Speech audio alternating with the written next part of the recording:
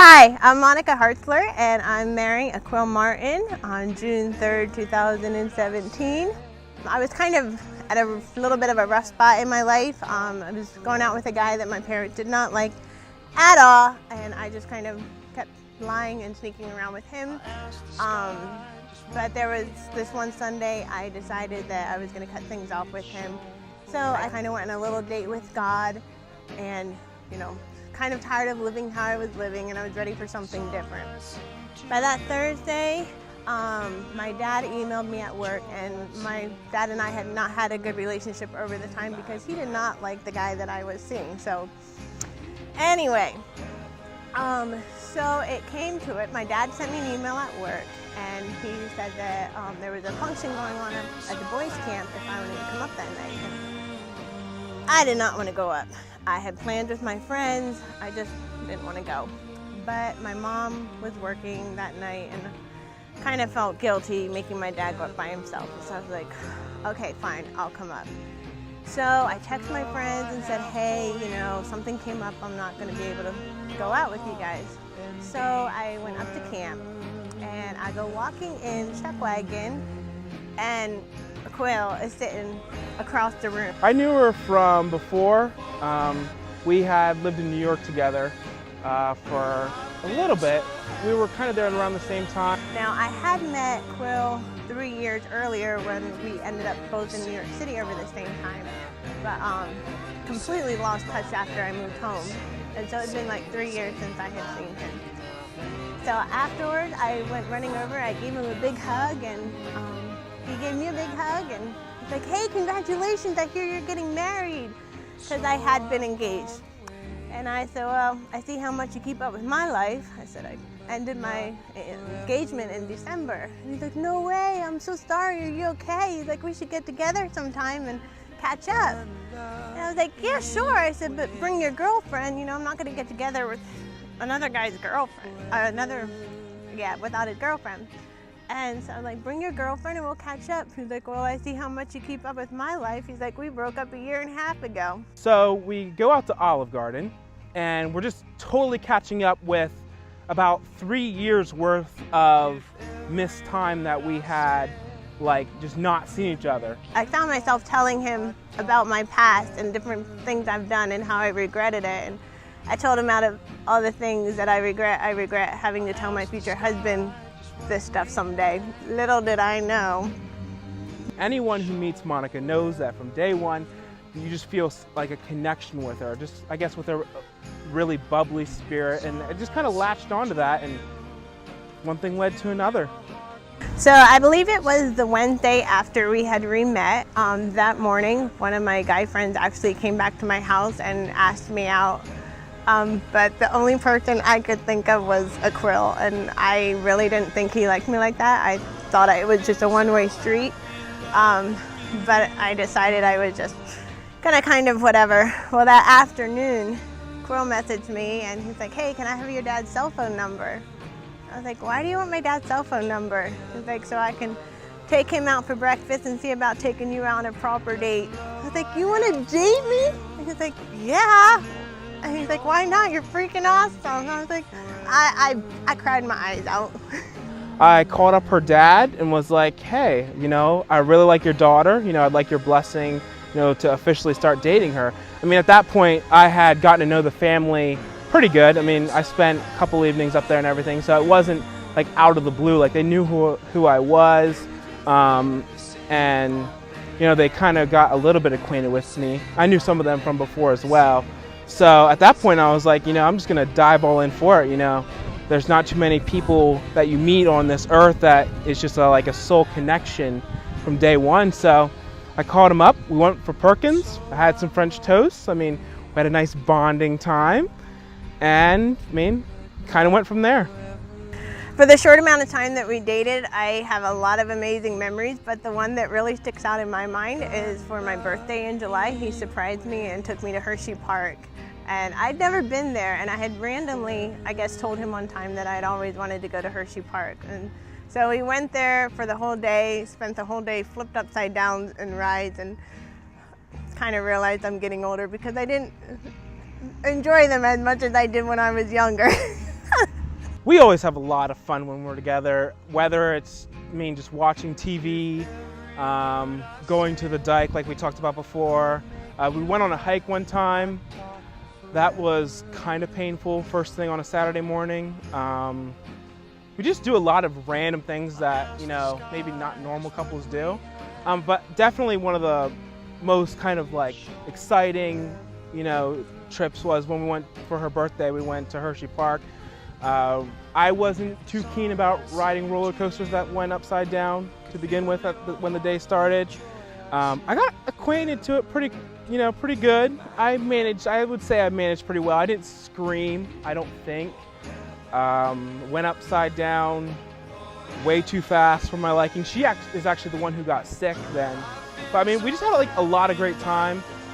Pretty much as soon as we started dating, I pretty much knew he was the one, but I was almost too scared to believe it because of the previous relationship I had been in. I didn't think that I would ever be this blessed and get this lucky to actually, know for sure that he was the one. I got friends who ask me all the time, they're like, Quill, how did you know that you want to marry, this certain girl? Or actually had a guy just yesterday ask me, how do you know, when you want to marry someone? And I think it's different for everyone.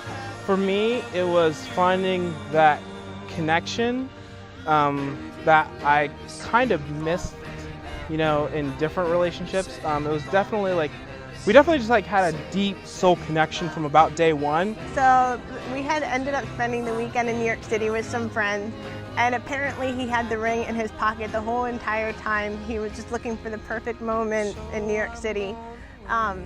So he wanted to go to Central Park, but that never worked out. And the one night we were crammed on this subway, and we were headed back to Brooklyn to head home. And I saw in the corner of his coat pocket, there was this square box, and he was like, the subway was just packed. And so I was like, what's in your pocket? And he was like, you should know better than to stick your hands in other people's pockets. Well, his phone charger is square. And so I was like, oh, it's your phone charger, because I never thought a ring. Well, we got back home, and then that Sunday he was taking me back home to my place. And we would often stop at R&B Winter State Park in the summer and have picnics there by the lake and stuff.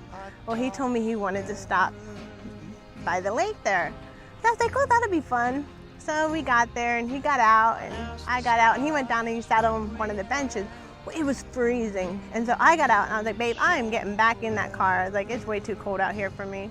So I got back in, and he got back in too, and I said, well, there was this lookout that we could see. I said, why don't we drive up to the lookout? He's like, okay, that'll be fun. So we go exploring, and we find this lookout, and I get out, and I'm taking pictures and taking in the view. And when we were dating, he would randomly say something about getting married. And so I never once, suspected anything. And so he was standing there beside me, and I'm still taking in this view, and he's like, so when do you want to get married? Like, how old do you want to be? And I was like, maybe by the time I'm 30, whatever. And he's like, you should start planning your wedding. And I was like, yeah, I know, babe, I'll get on it. There's really no hurry.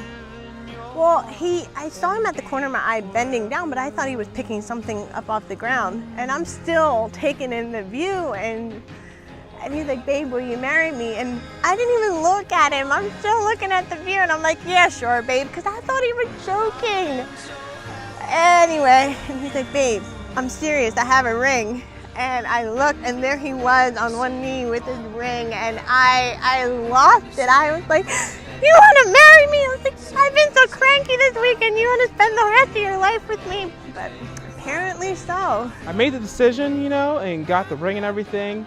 We went to New York. That's where I was initially going to do the proposal. There just wasn't really a great time. The opportunity just didn't really come up. So, the next day, it was like Thanksgiving weekend, and the next day I was actually taking her back to her house. And I definitely wanted to do it that weekend because I had the ring in my pocket, and it was kind of burning a hole there. I just kind of wanted to get all my excitement out and everything. I was like super happy and super stoked about it. And then I had this idea. We have this a park right up the road, national park.